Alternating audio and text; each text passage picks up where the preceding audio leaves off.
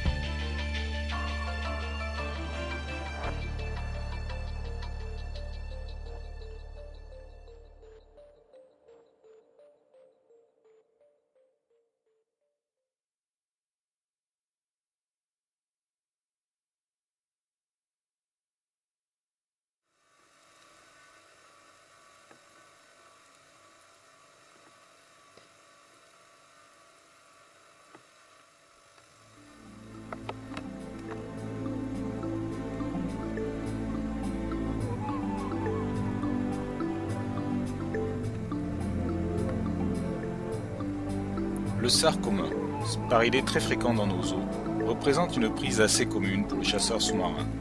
Sa capture demande néanmoins une bonne maîtrise des techniques de chasse que sont l'agachon, la coulée et la pêche à trous.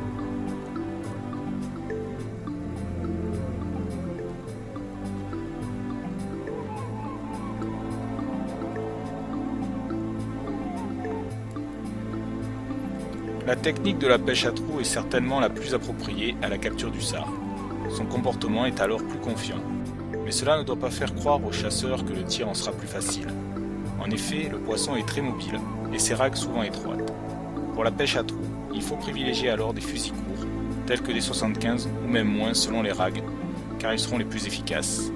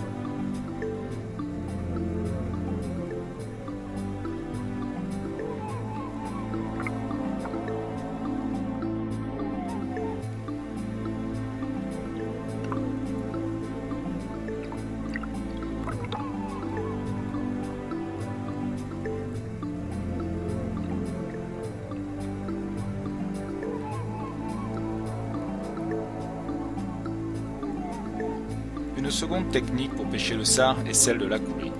Cette technique consiste à descendre le plus discrètement possible à l'aplomb du poisson repéré de la surface.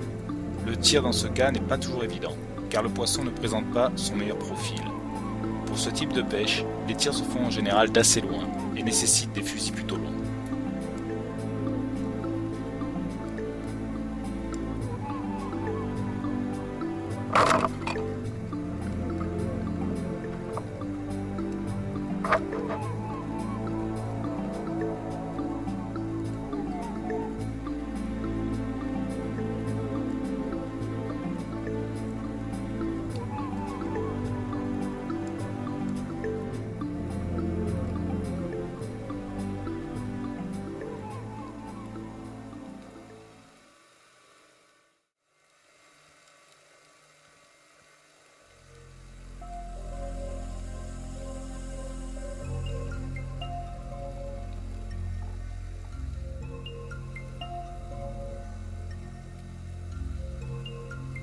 Lorsque le sard se sent en danger, il fuit en général en pleine eau.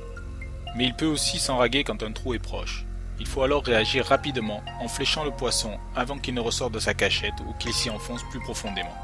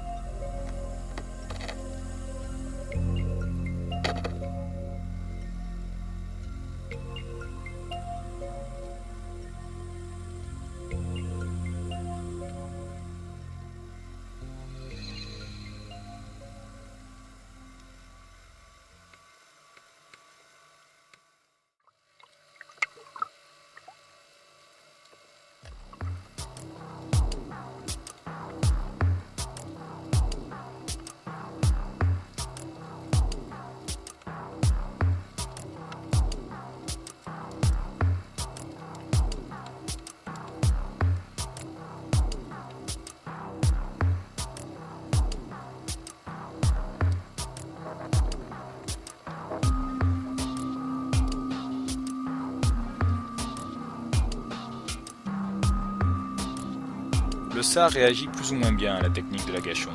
Cela peut dépendre de divers paramètres, comme la météo bien sûr, mais aussi de la profondeur ou de la clarté de l'eau. Il est nécessaire d'avoir pour ce type de pêche un fusil assez long, un 100 voire un 120 seront les plus efficaces.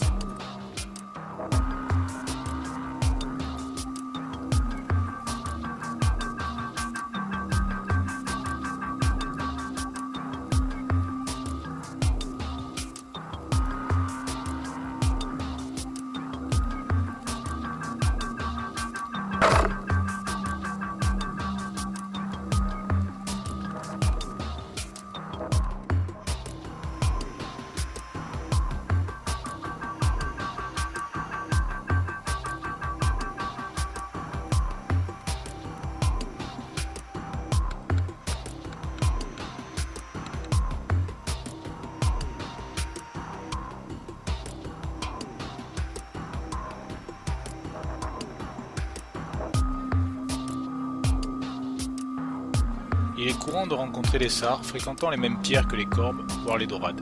À ce moment-là, il faut savoir faire un choix et il sera toujours préférable de ne tirer en premier que les poissons en dehors des rags pour ne pas effrayer les autres.